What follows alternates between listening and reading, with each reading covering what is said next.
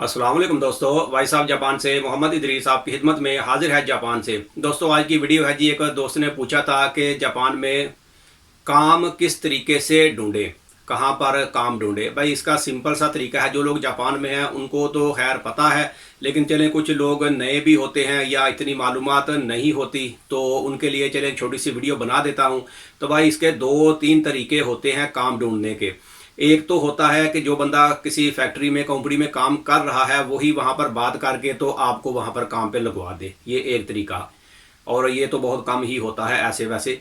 चले ये एक तरीका हो गया। और दूसरा तरीका ये है कि यहाँ पर हाकिन काशा बोलते हैं, कंपनियां बनी हुई हैं जो बंदे हायर करती हैं और वो बंदे आगे फैक्ट्रियों में कंपनियों में लगाते हैं काम पे, क्योंकि डायरेक्ट कंपनी किसी में भी जाएंगे तो वो बंदा काम पे नहीं रखते, तो उनके ज़रिए बंदा रखते हैं। वो सैलरी वगैरह जो भी है सारी बातचीत आपने उनसे ही करनी है। वो बंदा समझिए एक सप्लायर होता है, वो बंदा वहाँ पर कंपनी में लेके जाता है, आपके डॉक्यूमेंट वगैरह सारे वहाँ पर देता है और आपका काम वहाँ पे लगवा देता है। जब आपको सैलरी वगैरह मिलेगी तो आपको सैलरी इसी बंदे से मिलेगी, यही बंदा आपको सैलरी वगैरह सब कुछ देगा। लेकिन काम के दौरान आपको छुट्टी चाहिए या कुछ भी हो तो वो आपने वहाँ फैक्ट्री में ही बात करके बताना होगा, या इसको भी बता सकते हैं कोई छुट्टी वगैरह चाहिए हो तो ये फिर वहाँ पर कन्फर्म कर देता है। यानी कि काम आपने करना उनके अंडर है, लेकिन जो सैलरी वगैरह होती है वो यही बंदा देगा, हाकिम काशे वाला।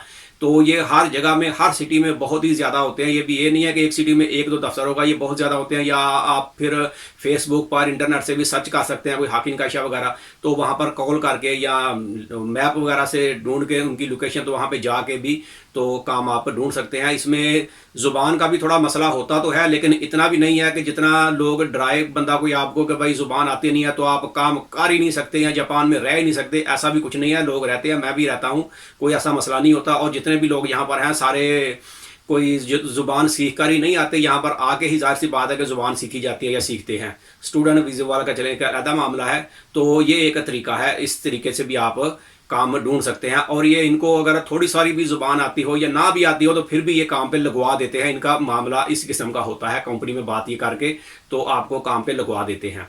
और एक दूसरा तरीका होता है वो है गवर्नमेंट का, और इसको बोलते हैं हेलो वर्क। हेलो वर्क आप गूगल पे सर्च करके देखेंगे कि हेलो वर्क नियर मी करके, तो जो आपके नज़दीक है, ये हर सिटी में तकरीबन एक ही दफ्तर होता है हर सिटी में, तो वहाँ पर ये गवर्नमेंट का दफ्तर है। तो ये बड़ी बड़ी फैक्ट्रियाँ जो हैं इन्होंने वहाँ पर भी बोला होता है कि कोई वर्कर हमें चाहिए, जो काम के लिए उनको चाहिए वो पूरा उन्होंने बना के वहाँ पर एक डिटेल दी होती है, सैलरी कितनी होगी, काम क्या क्या होगा, बंदे को ज़ुबान आनी चाहिए या नहीं, लिखना पढ़ना भी, जो जो मामला हैं वो सारा वहाँ पर वो बताते हैं। तो फिर वो उनके कंप्यूटर में सेव होता है। आप वहाँ पर जाएंगे, अपना पहले रजिस्ट्रेशन करवाएंगे, वो एक फार्म वगैरह देते हैं, कोई इतना मुश्किल काम नहीं है, सिर्फ अपना नाम, टेलीफोन नंबर और एड्रेस वगैरह लिखना होता है, और वो एक कार्ड सा बना के आपको दे देते हैं। फिर पेपर वाला ही होता है लेकिन कार्ड बना के दे देते हैं कि ठीक है जी, कोई भी होगा तो आपको बताएंगे। फिर वो बंदा कंप्यूटर में देखेगा, आपको पूछेगा कौन सा काम आप कर सकते हो या कौन सा चाहिए, दिन का रात का, कितनी सैलरी होनी चाहिए, कौन से एरिया में मसलन जो आपके नज़दीक है। तो फिर वो कंप्यूटर में सर्च करके तो वो प्रिंट आउट करके देगा आपको को 5 7 10 सफ़े कि भाई इनमें से देखो कौन सा काम आपको पसंद है या कौन सा आप कर सकोगे। भले वो सारा जापानी में होगा लेकिन उसके ऊपर लिखा तो आप बंदे को नजर आ सकता है कि इसमें कितनी सैलरी वगैरह लिखी है, कि टोटल सैलरी कितनी हो सकती है तकरीबन आपकी, या 1 घंटे के कितने पैसे होंगे, वो सारा उसके ऊपर लिखा होता है, काम वगैरह भी। तो जो काम आप सेलेक्ट करेंगे बताएंगे तो फिर वही बंदा जो कंप्यूटर पे होगा, वो गवर्नमेंट का बंदा जो है, वही बंदा उस कंपनी में कॉल करेगा और उनको बताएगा कि ये बंदा फुला नेशनलिटी का है और इसको काम चाहिए और इसको इतनी ज़ुबान आती है या नहीं आती। तो वो सारी बातचीत उनसे करेगा कि आपको ये ऐसा बंदा चाहिए, ठीक है, तो इसको हम भेजें आपके पास इंटरव्यू वगैरह के लिए। अगर वो ओके करेंगे तो वो फिर आपको पूरा एक इंटरव्यू के लिए टाइम टेबल, उसकी लोकेशन, मैप, कंपनी का नाम, हर चीज़ आपको ये बंदा गवर्नमेंट दफ्तर वाला ही आपको देगा। और टाइम वगैरह सेट करके आपसे पूछेगा कि आप कब जा सकते हो, तो जो टाइम आप बताएंगे वहाँ से वो कन्फर्म करके तो आपको यानी कि एक पेपर दे देगा, और बल्कि 5 7 पेपर वो दे देगा कि भाई ये पेपर आप लेके तो उस टाइम पे वहाँ पर जाना है इंटरव्यू के लिए। वो 1 दिन बाद मिल जाए, 2 दिन बाद मिल जाए, तो वहाँ पर आप जाएंगे, उनको जाकर पेपर वगैरह देंगे, तो बातचीत करेंगे। तो अगर आप वो रखना होगा उन्होंने तो आपको रख लेंगे, तो बस ठीक है, आपका काम स्टार्ट हो गया। ये एक दूसरा तरीका है और ये भी काफ़ी आसान तरीका है, इसमें भी कोई मसला नहीं होता, क्योंकि ये हेलो वर्क जो है यह वहाँ पर ये गवर्नमेंट के अंडर है, तो हर तरह का काम वहाँ पर मिल जाता है, कोई इतना मसला नहीं होता। तो ये बात 2 3 तरीके हैं। बाकी ऑनलाइन वेबसाइटों के ऊपर भाई उसका मुझे नहीं पता उसमें क्या क्या तरीक़ेकार होते हैं, ना मैं उसके बारे में बताता हूँ कि उसमें 100% काम नहीं भी मिलता। उसमें ज़्यादातर लोग बोलेंगे जी ज़ुबान आनी चाहिए, ज़ुबान आनी चाहिए, लेकिन यही 2 3 तरीके जो हैं ये सबसे आसान तरीके हैं।